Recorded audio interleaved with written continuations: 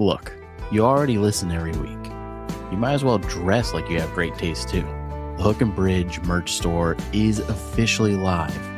You can find shirts, hoodies, hats, you name it, we've got it over there. It's like wearing your favorite podcast, but socially acceptable. Head on over to our website, check out our merch line, and help support the growth of the show.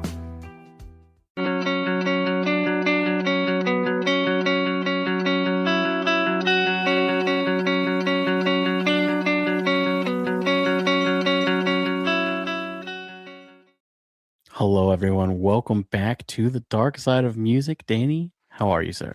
I'm doing good. How about you? I'm doing great. Awesome. We've been talking. We've been talking today. We talked a couple days ago. Like we're solid. Yeah, man. The last couple of days. So yeah, we haven't done one of these in a little while, but that's all right. I know we've had a lot going on recently. You've had a lot going on. Congratulations on 199 episodes. And at this point, by the time this actually comes out, it might be 200. So probably. I want to pre-congratulations to you for episode 200 of the Hook and Bridge podcast. 200 weeks. That's crazy. That's crazy. Awesome. That's really cool. 4 years. 4 years I've been doing this. That's really awesome. And they only get better. They only get better every time. Every time I do something, it's like, can't go up from here. This is the peak, and then it gets a little bit better. Yeah. I am still baffled that like people are calling us music journalists now. That's wild to me. That's really cool. Yeah, when you were talking about that on the live stream, I thought that was really cool. Yeah, I get emails now that are like, we see that you're into music journalism. Here's an album. Could you do a review? And I'm like, that's crazy. That's awesome. That's so cool. It is really cool, and it's really cool to just get to talk about music as much as I do. Oh yeah, it's wild. And music and true crimes and true crime. So, yeah. Now, if I could just get like a video game show going, all three of the things that I love. Oh, don't even get me started, because we can 100% make that happen. We can. My wife would kill me. She would murder me. Coming soon. She even asked me, because I told her we were doing the show today. She was like, "Are we doing video games today, or are we doing true crime today?" And I was like, "Today's true crime." Video game is when we do the live stream, because then we get to have fun and not get scared from the video game. There's a couple new video games we need to try, though. But absolutely, we don't need to get too sidetracked. But yes, there are a couple new video games I want to try, and I think we need to try. So today we are talking about Jim Morrison. Yeah, a Lizard King from Wayne's World. From Wayne's World, number 2 specifically. He's the lead singer of The Doors. This is more of like a shut case. Like, this isn't really. There's not a ton of mystery. I guess there's a couple of theories out there, but like, there's some interesting details around it that makes it a little bit mysterious. And we have another introduction of the 27 Club. Like, yes, we are rolling through these 27 Club members. Yeah, we need to do a playlist of just the 27 Club members and right, like that, and just Also, I find it interesting that he kind of knew about the 27 Club. Do you? This isn't one of the theories that are on the list, but my theory is that he didn't want to go out past 27. I think it was purposeful. Ooh. I think he was kind of into the 27 Club, and he felt like that's what solidifies a legend. And I think that he purposely went out to be a part of the 27 Club. He was just vain enough, you know? Well, so here's the thing. I partially agree with that. The other side of it, one of the other theories of him just disappearing type of thing, I also tend to kind of, I'm torn. I'm torn between the two of them, because there is that, he wants to be a give up fame part of him type of thing. And so like, that might be another kind of like thing. He got one over on everyone, where it's like, right, no one knows I'm still alive. Like, you know what I mean? Like, he is that kind of mysterious type of person where it could have gone either way. Like, you know what I mean? Like, it could have gone either way, where he could be still living it up and going, I still got it. I still got away with it. Like, you know what I mean? Yeah, I mean, All he got away with was just having to live and being able to live a normal life. Like, that's literally all he got away with, if he actually got away with anything. I want to agree with you, but his life was such a train wreck, and we're going to dive into it. Yeah. So Jim Morrison was one of the most recognizable and controversial figures in rock history. As a frontman for The Doors, Morrison became known for his poetry, unpredictable behavior, and confrontational performances, and larger than life personality. To some people, he was a genius. To others, he was reckless and self-destructive. But more than 50 years after his death, one question still remains. What really happened to Jim Morrison? Was it simply tragic ending to a chaotic lifestyle, or is there more to this story? And we're going to find out here momentarily. Yeah, he was a detriment to society is the best way to put it, I guess. This man has a rap sheet like my father, guys. It's crazy. Well, he got arrested, I think, 8 times in his life, did a 6-month prison sentence, was accused of horrific things throughout his life, fled the U.S. He was supposed to, he didn't serve his 6-month sentence. He got a 6-month sentence, fled the U.S., and then just never came back. Yeah. So he was born in 1943 on December 8th. His name was James Douglas Morrison, and he died in 1971 on July 3rd at the age of 27. He was born in Melbourne, Florida, and he obviously fronted the band The Doors. He called himself the Lizard King. The Mr. Mojo Rising is a crazy one. I don't know where that came from, but I've never heard that one before, but when I read it, I was like, all I could hear was Mojo Jojo. Yeah. This is perfect. He also was called the King of Acid Rock, which is exactly what I would describe the Doors music as. Yeah. The Doors you might recognize from songs like Light My Fire, Love Me 2 Times, and I'm sure there's a few others. There's a Caravan Break song on that Through. Break on Through. People Are Strange. Oh yeah, People Are Strange. Yeah. Okay. All right. Now I'm slowly turning. This is the end. Like Yeah. I know that one from The Simpsons. At one point, Homer's singing that song. Like yeah. When you start thinking about like the top Doors songs, you start going, oh wait, that was in this, that was in that. Like there's definitely multiple Doors songs in The Simpsons. Oh, absolutely. And stuff like that. It's just very straight. Riders on the Storm. Like there's. Oh yeah. Yeah. I forgot that was their song. Yeah. When you start thinking about it and then you start going, I know that song from the Blues Brothers. Yeah. And you start going, oh, that was in that movie. That one was in that movie. That was in that TV show. Like it's weird how often they find a place to put a Doors song in. Dang, maybe by the end of this, I turned myself around. I thought I wasn't a Doors fan. I might be a Doors fan, guys. This is crazy. We learn something new every day. I will say though, he had some really rough performances. There are entire compilations dedicated on YouTube to his drunken behavior at shows. It is crazy. He was living like the Motley Crue lifestyle before Motley Crue. I wonder if that was kind of who they looked at and they're like, yeah, that's a rock star. That's what we want to do. Yeah, like when you said like, oh, he got arrested 8 times or something like that. I was like, wait, we're not even in the 80s yet. Like the 80s, that's kind of like a standard for a lot of bands that got arrested. But like they didn't do like really, really bad stuff, but they did stuff to get arrested, like noise complaints, like destruction of property and crazy stuff like that. That's the era of like hair band. Like bands that would get arrested for and I'm sure drunk and disorderly all the time and stuff like that. He was very like aggressive. It's Morrison's thing. He was very, very like 0 to 60. He got real aggressive with cops. It was his favorite thing to do. Wow. So His early life here, Jim Morrison was born into a military family. His father, George Stephen Morrison, um, his father was a U.S. admiral, U.S. Navy admiral, and later became associated with military operations during the Gulf of Tonkin incident, which escalated involvement in Vietnam.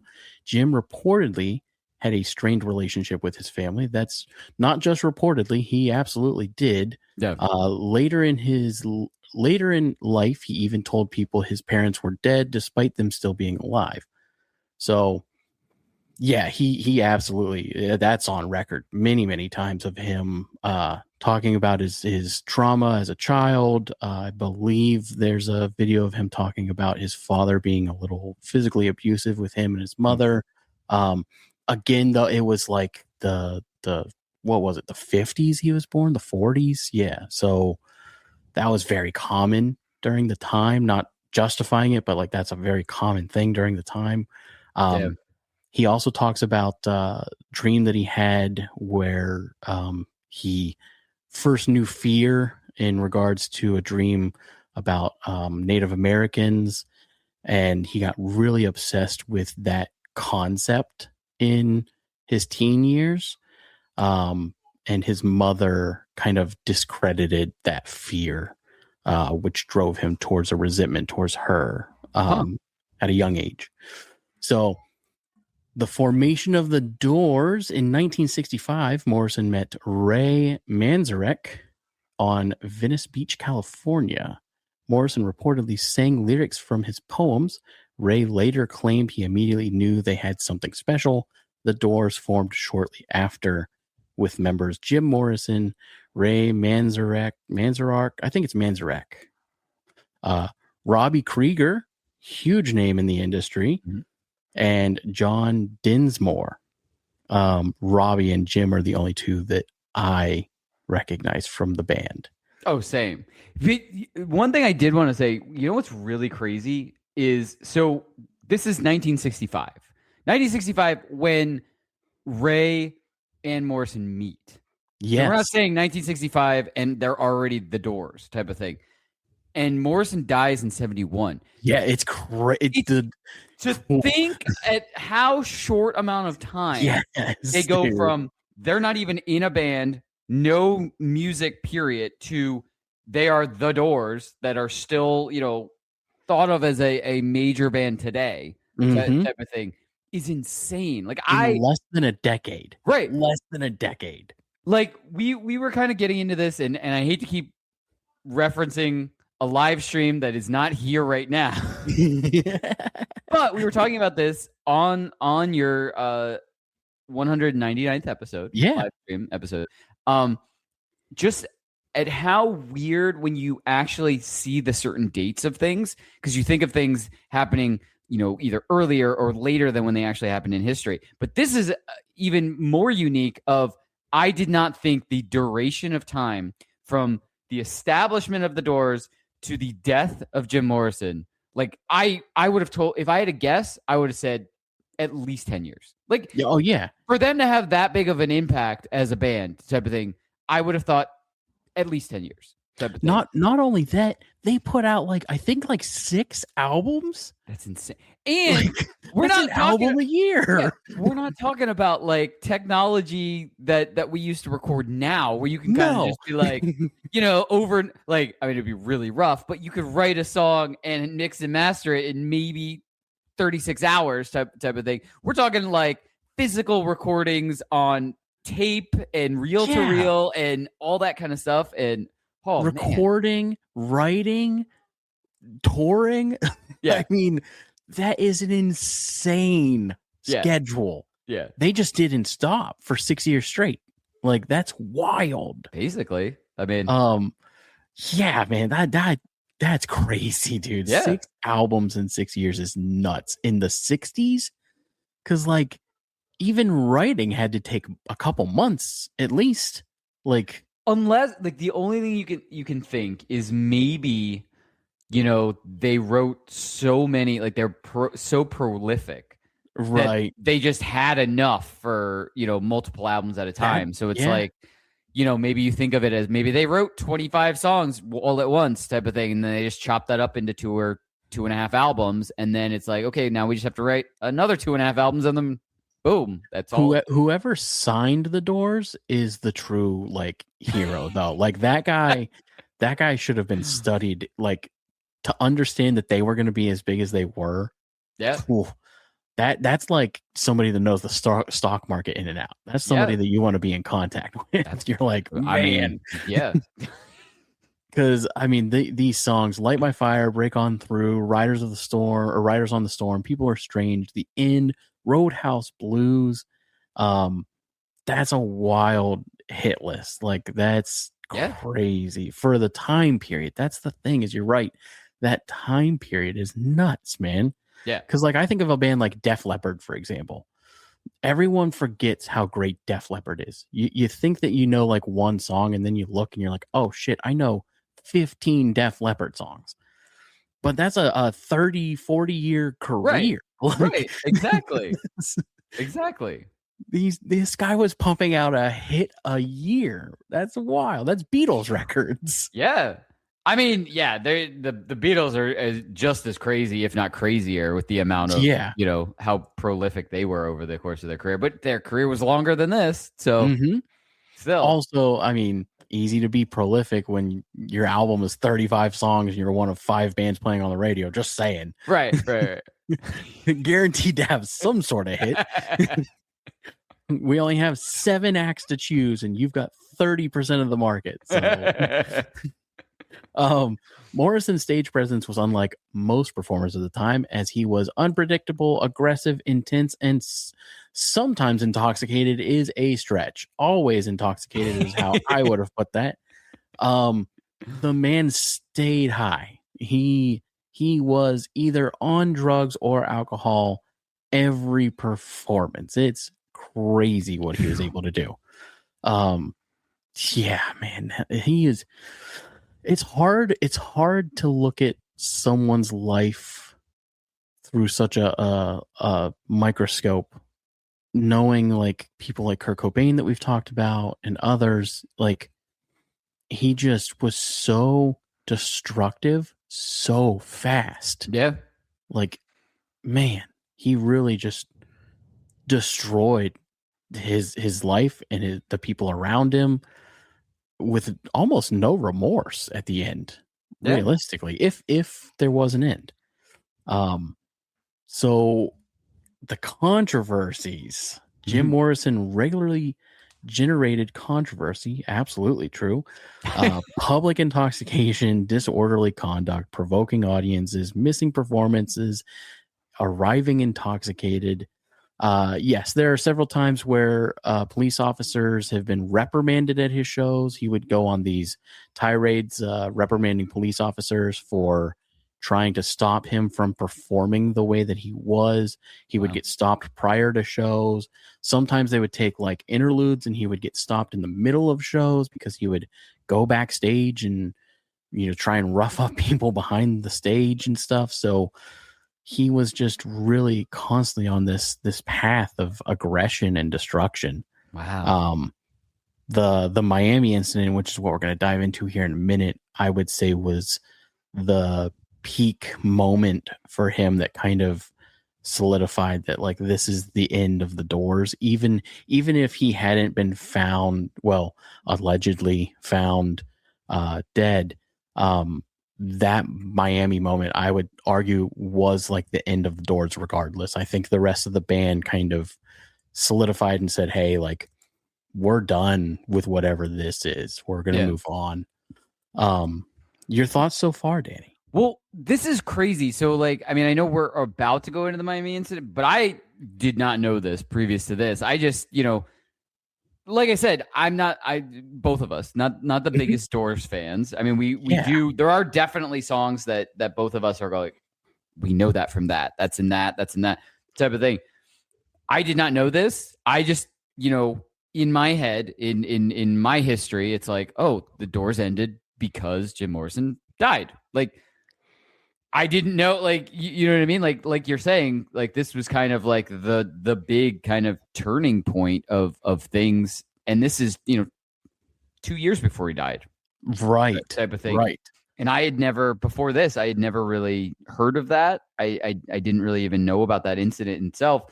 Yeah, there's so many stories about, musicians throughout history that have, had substance abuse problems and have, just all of this stuff around them, both in their public life and their private lives and stuff like that. But boiling it down to the most microscopic thing I can think is, as a singer myself, I can't even do like carbonated seltzer before I get on stage because it messes with my voice. I can't imagine being drunk and trying to jump up and down. I can't imagine like any of that. Like, just because I jump up and down, I sweat so much. I'd be so dehydrated. If I had a drink, I would be so dehydrated by the end of the show. I don't even know if I could get words out. Not to mention the bloating and like the uncomfortability. Like, yeah.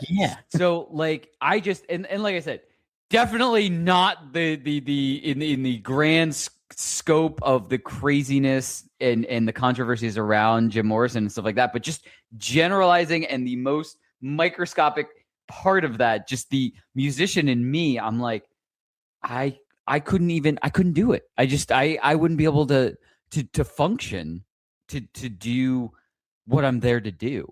So like, I can't even put myself in that aspect of his shoes, let alone the aspect of everything else that he's doing in and outside of like his public life and private life and stuff like that. So yeah, it's, and I mean, it's crazy. We see it with a lot of, musicians and musicians of the past and stuff like that, how crazy, their public lives are, and how crazy, their pre-show routines are. I mean, even musicians that are still around now, like Dave Grohl from Foo Fighters, he was talking about early Foo Fighters stuff where like it started becoming so monotonous that they started with a couple of pre-show shots, and then it was going to like pre-show couple drinks, and then it was going to, we're drinking half a bottle before we get on stage, and like, how do you do that and then function on stage? Like, I don't know. It's just, I guess they're just built different. Like musicians of the past and that era, and certain musicians now, I guess they're just built different.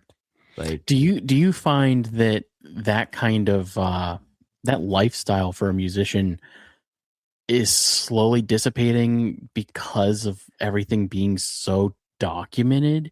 Like, I feel like musicians now understand that social media exists, videos exist, and they want to be put into the right light for those live performances, because realistically, that's where the money is to be made, because you're not really making money off the recordings anymore.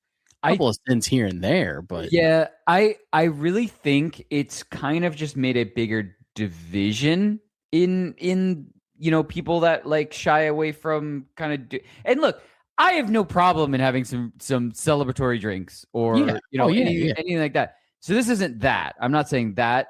It's, I have a very strict pre-show what I do, and I need to stick to that because I want to be my best.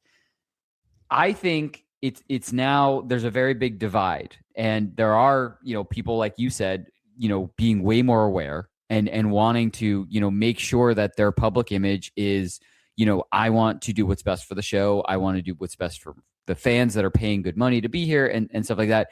And then I think there is another side of things where the artist is like, this is me. Controversy breeds popularity. I'm going to be 100% roll into that like type of thing. And I'm just going to be super destructive and super like, I don't give a fuck. Like, you know what I mean? Like, right. I really feel like it's just widened that split between the two of them. Like, you don't really have any that are like middle of the road. I mean, I guess you kind of do, but they've kind of already made their careers. I feel like you can have those middle of the road that are like drinking on stage and kind of vibing, and you can tell at the longer shows that they're they're getting a little sloshed.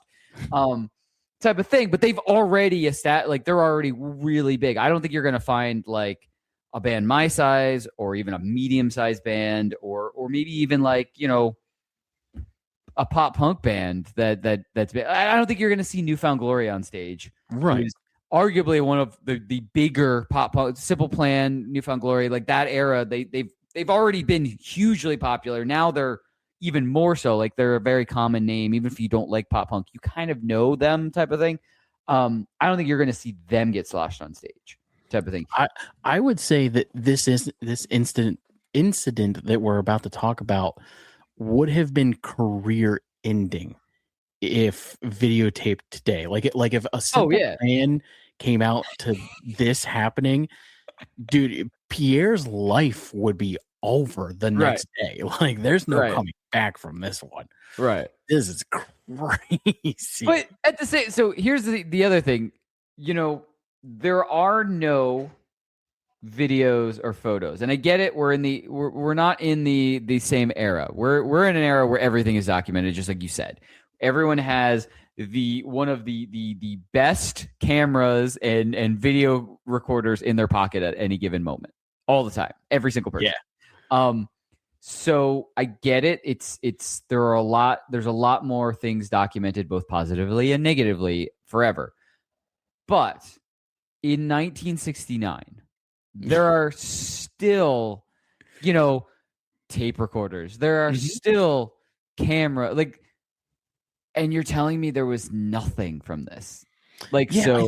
I think the way we viewed it, though, then versus now, it's got such a stigma behind it now, where then it was more just accepted. Like that's the rock star lifestyle. You know what I mean? Yeah. Crew, that's 80s, absolutely. I'll 100% agree with you. When you get into the end of the 70s, beginning of the 80s, I agree with you. But in this particular incident that we keep tiptoeing into, it said all of these things are claimed in reports. Yes. But we don't have any evidence of any of them. You're right. So I'm wondering if, some of it happened, and then some of it's like, oh yeah, I saw him do that. And you know what? He didn't have any pants on. You know what I mean? We just don't know. We don't know. That is true. It could be heavily exaggerated by this point. Yeah, you're right.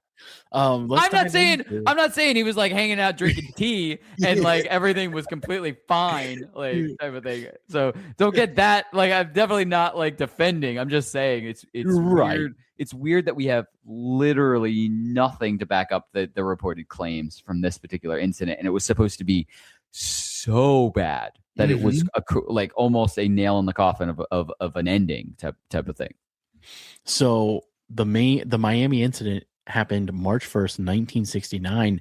The Doors performed in Miami, Florida. The performance became one of the most infamous concerts in rock history. Reports claim that Morrison appeared heavily intoxicated, taunted the audience, and used explicit language, simulated sexual acts, and most controversially, witnesses claimed that Morrison exposed himself on stage. Others claimed it never happened. No photographs clearly proving the event has ever surfaced. So, here's what I think happened. I think that he was heavily intoxicated. Well, yeah, I think it's safe. I think that's the safest thing that you can say. I think that maybe he was a little aggravated, a little angry. I think that the audience started to turn on him. He probably was saying some shit, and he thought they would be on his side. And then when he started getting the booze back, he started to turn on the audience. I think he flipped some people the bird. And I think that he pulled his pants down and mooned everybody. See, now that would be funny. I truly think that's what happened. And at this time, they took that as the worst thing in the world. Because I remember growing up and people would do that in cars, you'd be driving and they'd roll the window down and moon people. And that was funny. But old people would take it as if you just whipped it out, they were like, oh, how dare you? The audacity of showing me your bare ass. So that's what I think happened. I think he mooned the crowd and they took that to their grave as if they had been violated. I don't care what really happened, because in my mind, for forever, that is going to be what happened. Yeah. That is the funniest situation and scenario that could have possibly been.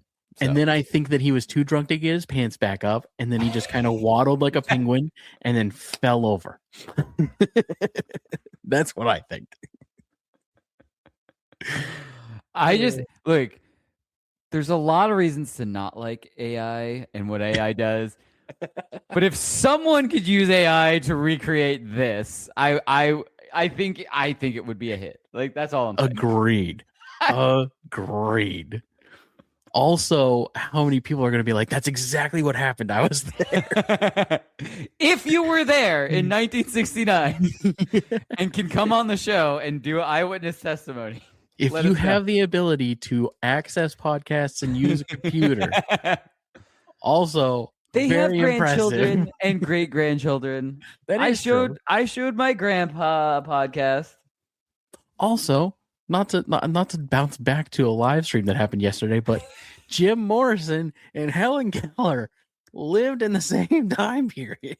They did. We learned a lot on that live stream. Yeah. Oh, that was crazy. So the biggest thing from this incident was that other members of the band, specifically his lifelong friend, I guess is loose, 4-year friend, Ray, had a lot to say about his destructive personality after that show. Mm-hmm. That was kind of his final point of being like, all right, something has to change. We can't move forward. Right. And I believe Ray also did not go to the funeral when Jim died. He held on to that grudge for a very long time. He did say in public records that he did not hate Jim. He hated the destruction that Jim caused to those around him. So, something to think about. The legal battle, though, that followed the concert, Jim Morrison was charged with indecent exposure, public profanity, lewd behavior, and public drunkenness. Wait, what do you have to say to get That's charged what I was going to say. Public profanity? Because I feel like you can say a lot. I agree. What did he say? Because I didn't know that was a law until this. I didn't know either, especially like at a concert. Like, you're not bringing little kids to see the Doors. Like, no. In 1969, maybe in 1965, if they, first couple of shows and no one really knows the Doors. Like, but like 1969, you're 4 years into it. Like, you're not going, okay, Timmy, your 5-year-old birthday. Like, let's go see the Doors. Like, you're not. Also, like, with the way that he danced and how upset they got with Elvis, like 20 years prior to that, like, he would have been seen as like the devil. Oh yeah. To these people, they'd be like, that dude, no, he's doing gyrating on the stage. How dare he? So, man, they would have had heart attacks if they saw Megan Thee Stallion. Cool, buddy. But yeah, what do you have to say to get charged with public profanity? Because I've seen a lot of videos of people like getting in cops' faces and saying the most horrible things I've ever heard a human being say. They don't get charged. Yeah, exactly. I'm wondering if this is one of those outdated charges. Could be. Like that. It's just because it is like you gave the perfect example. Like Elvis, was looked at as like he's doing something indecent. Yes. And to standards now, like that. Yeah. Dude. No. And then you know what I mean? Like, and then the same thing, like you said, nowadays, the stuff that Jim Morrison was doing on stage, maybe not everything Jim Morrison was doing on stage, but like, you know what I mean? Like, you're not getting charged with anything. Yeah. After that, like there's way crazier. So I wonder if it's one of those things that kind of has gone like slowly, like the line has just slowly been moved over time type of thing. So like maybe you really, really have to say something bad. Yeah, like, right. Something really bad now. I would assume that like we've moved past public profanity into hate crimes. I feel like the things that you would have to say to be charged with that there's a far worse charge Yeah. that you should get. So maybe that's it. Maybe it's not like it hasn't gone away, but they just usually hit you with something different, Right. type of thing. Because like telling somebody like, man, fuck you, that's about as bad as I can think as far as profanity. Yeah. Anything else, I'm never going to say. So Yeah. I don't know. Yeah. that one's interesting. Yeah. If I was Jim Morrison's lawyer, I'd be fighting that one. The rest of it, you kind of can't do anything about. But like Right. the profanity. So that was kind of what led into the decline of Jim Morrison. By 1970, 71, Morrison's behavior reportedly became even more erratic. Accounts described him heavily drinking. He had some weight gain. That's true. We've seen pictures of him from the transition from 70 to 71. Almost doubled in size. It's actually kind of alarming. Wow. Yeah. He really put on some weight. Missed obligations, exhaustion from the fame. Friends and band members reported concerns about his physical condition. Absolutely. I believe he was having cirrhosis of the liver. Morrison became increasingly interested in poetry and wanted to move away from the celebrity life. Common thread on every one of these cases. The fame becomes too much and the artist wants to remove themselves from the fame. Well, I think it goes to show when you are already having struggles like in your life, whether they be, struggling mentally, whether they be struggling with, substances, whether they be struggling with anything, it only makes them worse when you also have to deal with becoming famous and stuff like that. You have to, I mean, I don't know. I'm not famous. You are to me. You're famous to me. You've talked to a lot more bigger people than I have. But you know what I mean? Like, I feel like, you have to be really comfortable and in a good place with yourself to then be able to take on the burden of, and I say burden with, quotation marks, the amount of what fame brings, I guess. Maybe not burden was a bad word for it, but like the amount of, attention and the amount of everything that comes with the fame is very taxing. Absolutely. I think we see this and we see a connection, but we see a connection because these are people that also have a lot of things that they're dealing with already, previous to fame or previous to fame. And in addition to fame, I think it's just it's a recipe for disaster type of thing. Yeah, what does that say about us as people when dealing with fame and famous people? Like when we deal with celebrities as society, maybe if we treated them like people, like we're supposed to, you could stop a lot of these things from happening. Like it's weird though, because yes, some I think would respond well to that. Others, and we've talked about this off stream and off recording, so we won't get into others want that. Like they want to be treated special. They want all that comes with that. They don't want you to treat them like a normal person. Like, you know what I mean? So like, yeah, I think it's a very, I don't think it would work because I think it really determines the person's character in general. Like, absolutely. So it's hard to be like, well, do we think this would fix? Because I don't think it's a one thing fix all type of thing. That is true. So. That is very true. I think that when you have people who get so invested into the fame that they turn towards addictive behaviors, those were people who had addictive behaviors and the fame became an outlet. I think regardless of Jim Morrison's path, he would have been an alcoholic. Oh yeah, absolutely. Yeah. I think that this just sped it up so much faster because of the fame. Same thing with like Kurt Cobain. I truly believe like he would have been a drug addict regardless of Nirvana because that was in his nature and it was a path that he had already started to choose.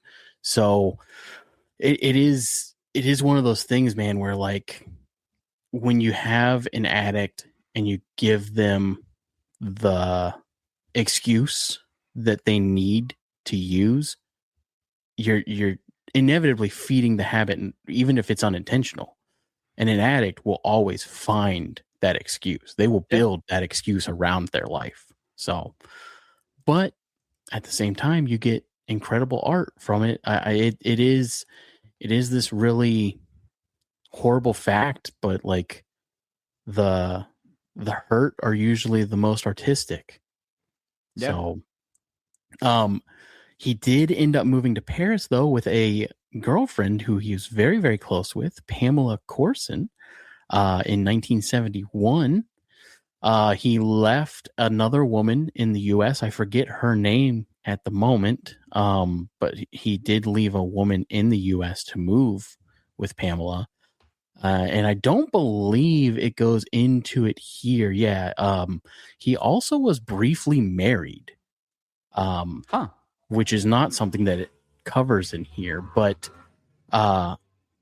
let's see here. So he wanted to escape the fame. He wanted to focus on his writing, and he wanted to recover physically and mentally. It seemed like he was moving towards that fresh start. It seemed like he was genuinely wanting to better himself and do better. And his friends said that Morrison appeared happier overseas. I think it says others disagreed. I think that he probably was. I think that he went with good intent. But again, when you're so ingrained and addicted at that point, it's such a hard battle, and most face it on their own. Whether like if there's a support group there, they're still battling it on their own. Like you can have a girlfriend, you can have the family and friends being supportive, but at the end of the day, it's their battle to have, and you can't be with them 24/7. It's just impossible. Well, the other thing is, and I don't want to get too far ahead because we haven't even, stated, when he died, how he died and stuff. But the fact that like there are things that we don't have evidence of.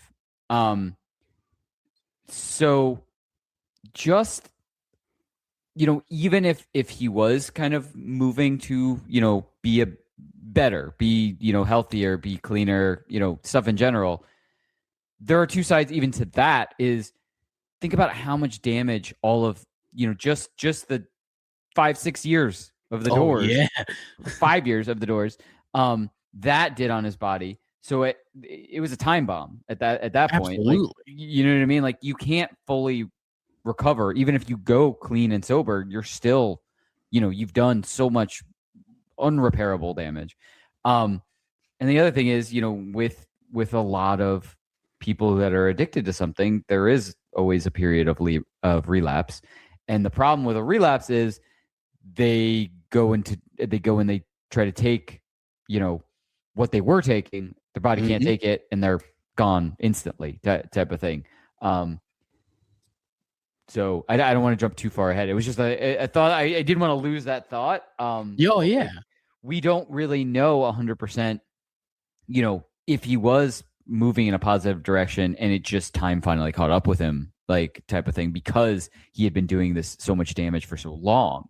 Right. We don't even know. We really don't know if he truly was, becoming healthier, or if he just, continued down the same type of thing, just less frequent, or, whatever. So 100%. And you're right too. 'Cause like, even with the Kurt Cobain thing, like that was a big speculation of that case was maybe he did overdose because he just went so hard after being clean for a little bit. Again, not to brag, but the case got rolled in official homicide right after our show. Just saying. Somebody FBI, must be listening. FBI, if you're out there, remember we're on your side.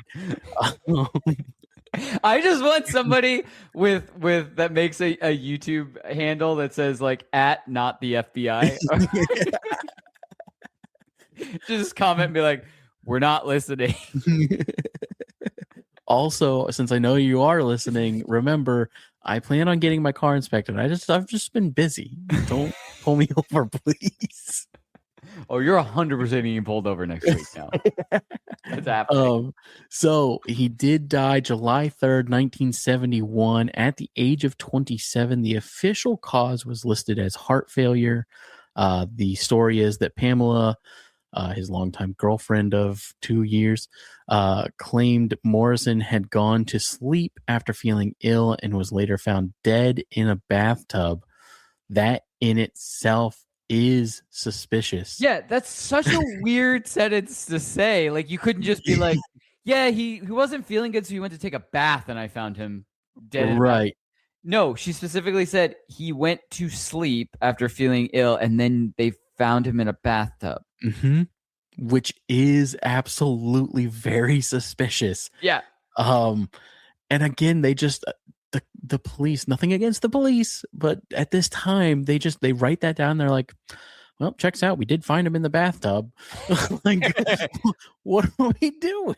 To be fair, this also shows that we're not giving shit to like one country's police, because this is Paris. Yeah. Kurt Cobain, where we were talking like, hey, this doesn't make sense. That was America. So like, right. It's all over the place on this one. Yeah, so, no, dude, it's so crazy that, like, I get it. The police system or the law system is very weird, and you have to do certain things, and it's hard to break through on cases, and it requires a lot of time, effort, and money.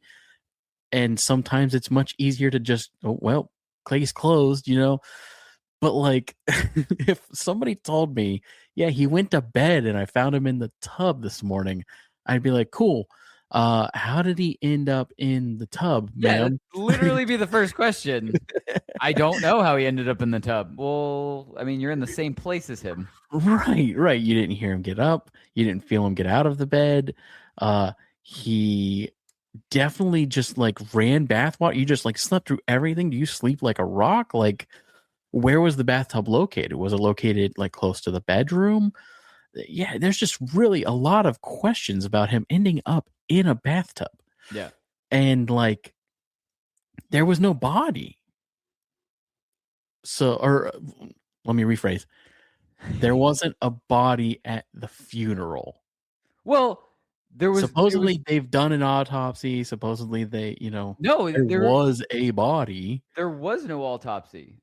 Oh, there was no autopsy. Yeah, oh, yeah, it does. Yeah. No autopsy was no autopsy, closed casket funeral. So we don't know if there was a body in the casket because they wouldn't open it. Yeah, because I know that's a big part of the mystery is people say like there was no body, and it's like, yeah, but they're just assuming that because they couldn't see a body. But like, there's a casket, and that the weirder of the two things is that there was no autopsy, there was no toxicology, there was no nothing. And all you're saying is that it was heart failure. But how did you even get to its heart failure? Right. Like, you're not even going to check to see if maybe he was poisoned? Like, I mean, seriously? Like, and also, what was he doing in the bathtub? Like, so I live in the world that I do think that he, in fact, did die. Okay.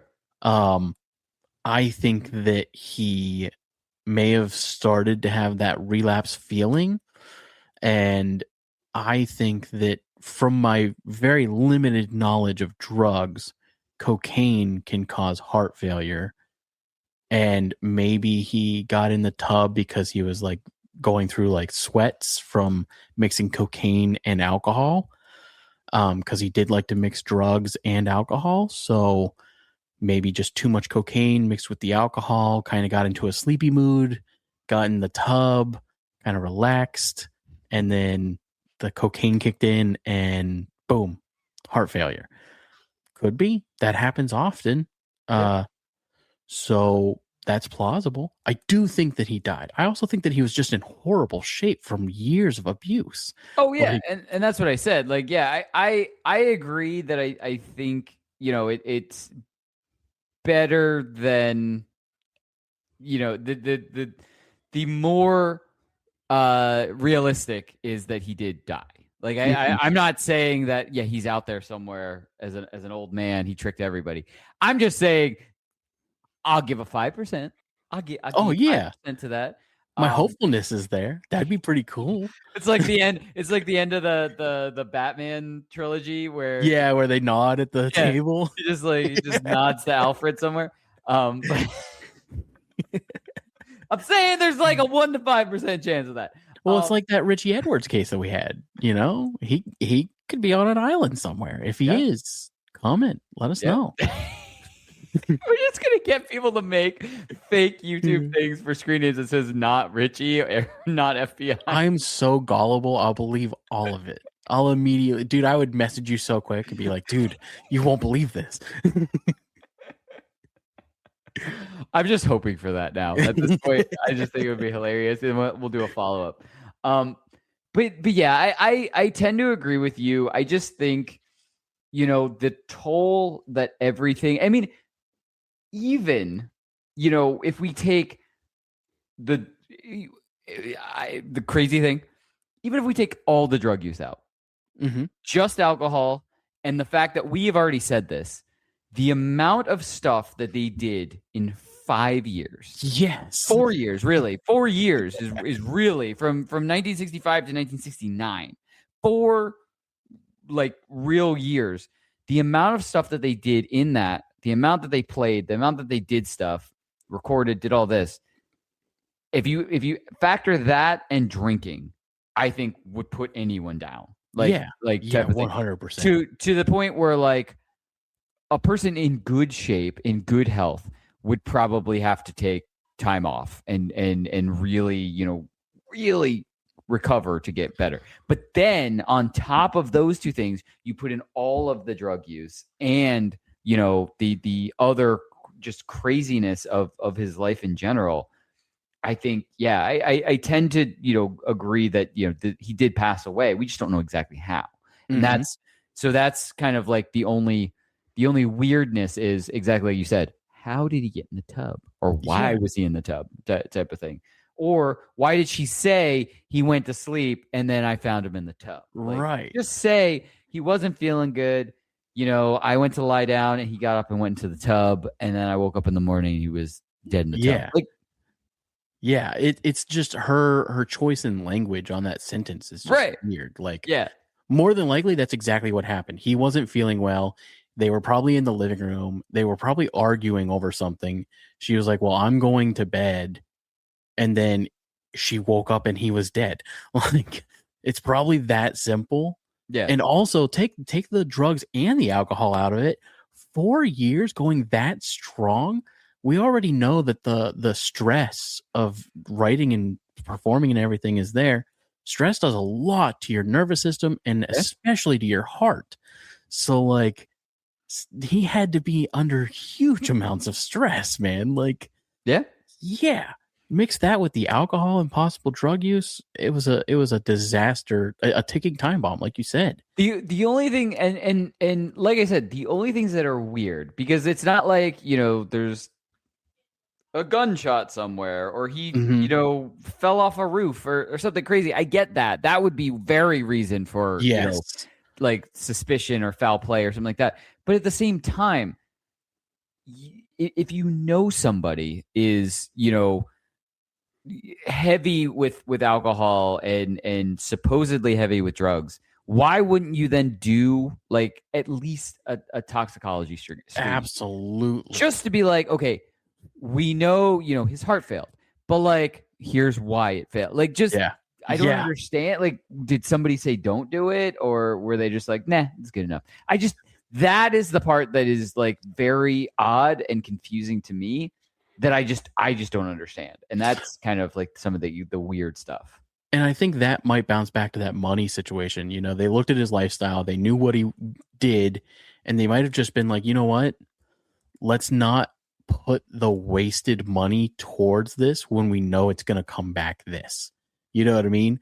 Also, there are theories that she told the police that he was, in fact, using drugs, specifically heroin.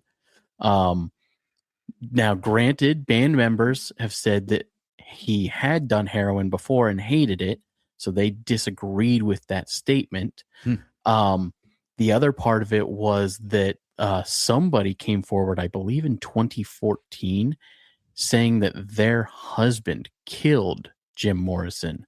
He was a drug dealer, a known drug dealer, and sold the drugs to Jim Morrison that killed him. Damn. So that also happened in 2014, and no one followed up on that. They just were like, that's not true, and then moved on with life. Tune in next week when we get that person on as a guest. So, I mean, it is possible. Story emerged years later, conflicting witness records, no evidence confirms it. So, right. But that also was death at a nightclub, and then they moved. Yeah. So supposedly that person who sold him the drugs sold them to him at a nightclub, and he did the drugs and died. And then they moved him. Yeah, and they moved him to the bathroom. So I don't know, man. I think that we're right. I think that the most likely thing is truly that, like, he was just at home. He was having a rough night. He relapsed. He got in a tub to kind of, that's the other thing is, like, drug addicts are very, very good at innovation when it comes to their drugs. Like, they will find things that you wouldn't believe. They're like, oh, if you tilt your head at a 45-degree angle and do this, it'll do this to your body instead. So, like, they're like chemists and stuff at the end of the day when it comes to their drugs. So who knows? Maybe he knew something about, like, drinking and doing something that involved a bathtub. And, like, because I know getting in a bathtub can change your blood, the temperature, your internal temperatures, depending on the water. So maybe he did like a cold plunge, or maybe he like did scalding hot water and got in while drinking. Because if you go to get into a hot tub, it specifically tells you not to drink while in a hot tub. I never knew that. Yes, sir. Huh. You're also only supposed to spend a certain amount of time in a hot tub. I knew that. And that all relates back to your heart. So your alcohol is a depressant, so it slows your heart rate, it slows your blood flow, and you feel all warm and tingly inside. You mix that with the heat of the hot tub, it's a recipe for disaster. So who knows, man? Who knows? I think all you're doing is making me decide that I never want to get a hot tub if I ever become famous. Agreed. Like, this whole time I've been like, of course I'm gonna get a hot tub and a pool. Like, now I'm like, man, I'll just get a pool. The pool's pretty cool idea. Yeah. Other than your homeowner's insurance, that shit's insane. I also was gonna do a pool at my house. And then they were like, hey, we're going to charge you for that. And I said, why is it any of your business? And apparently it is for some reason. So you have little real estate tip: buy the house, tell them you're not putting a pool in, and then get one that you can tear down in a moment's notice. And don't get a hot tub. Bad idea. Unless you don't drink. Unless you don't drink, and if you're a swinger, it's kind of a must.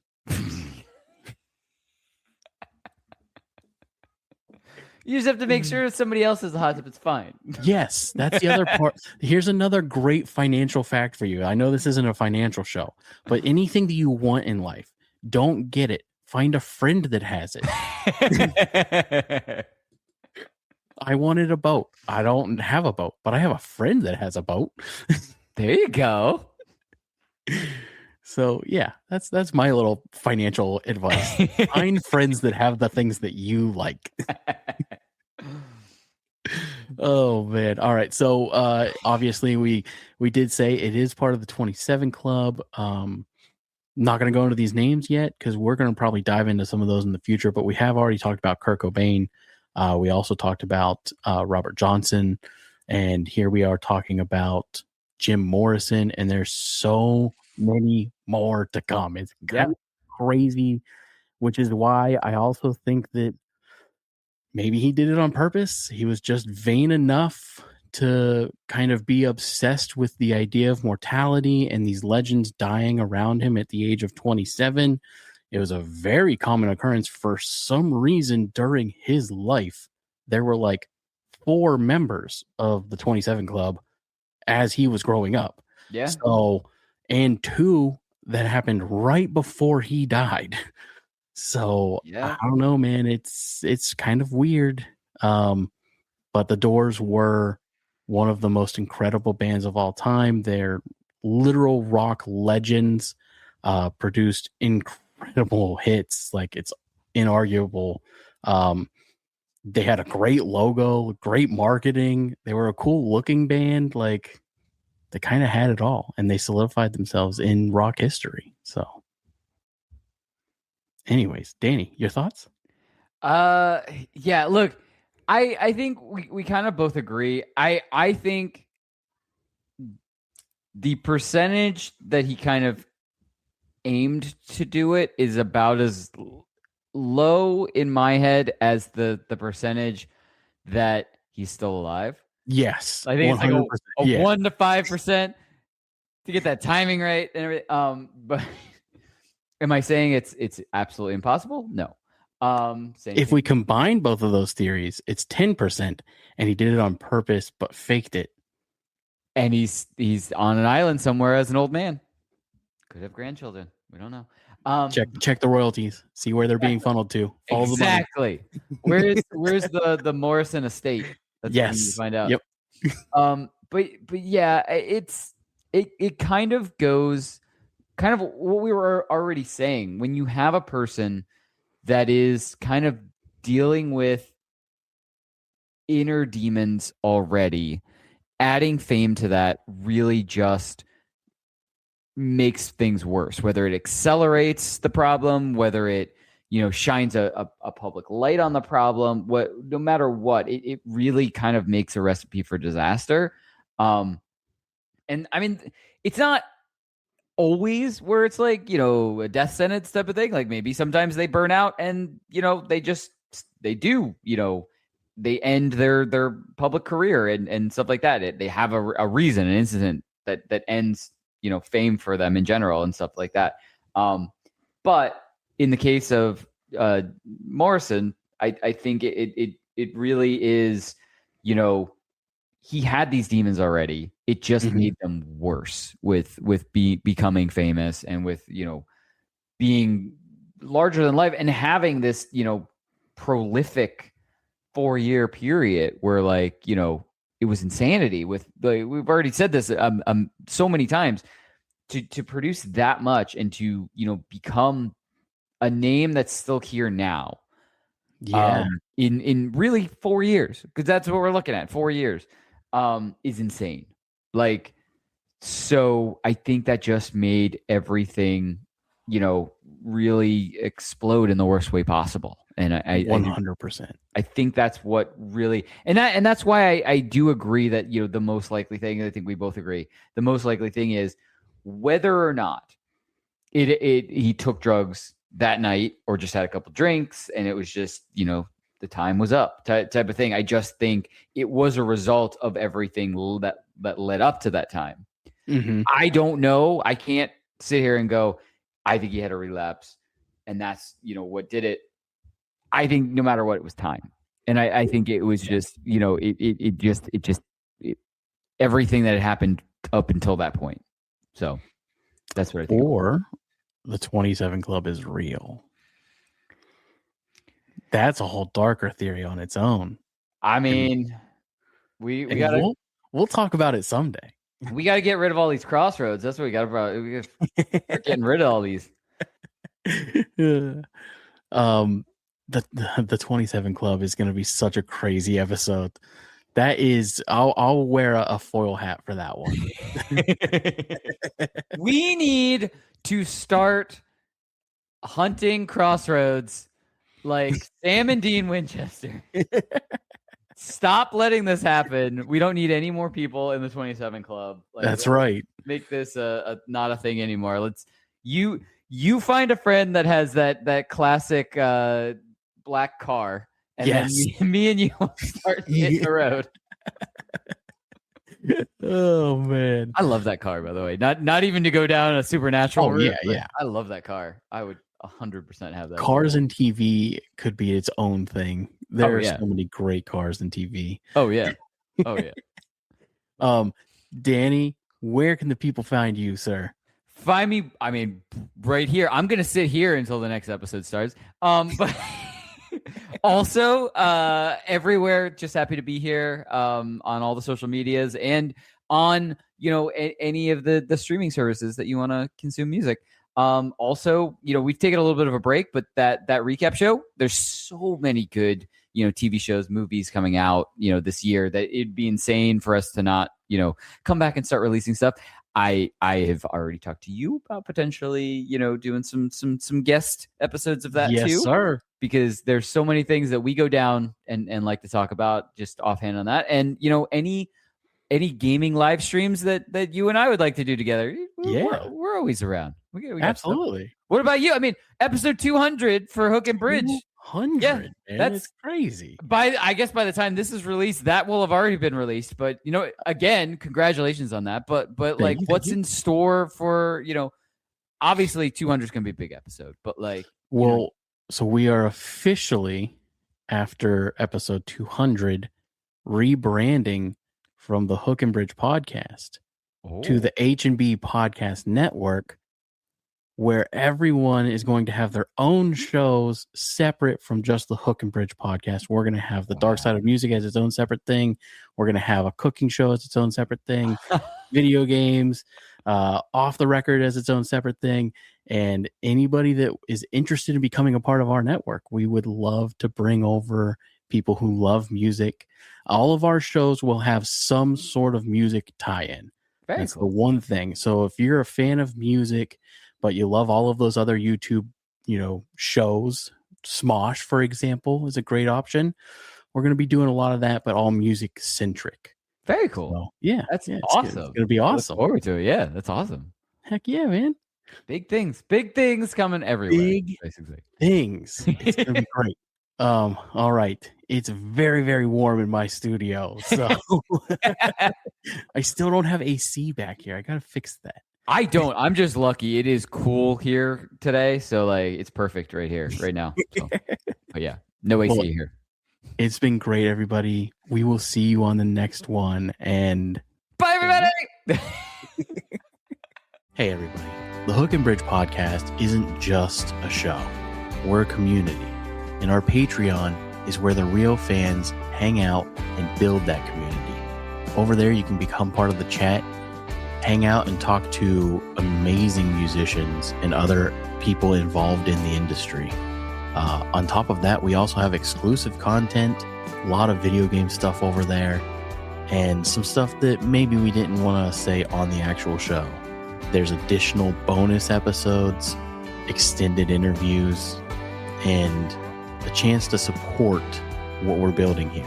So head on over, become a member, and join us and help us build this music community.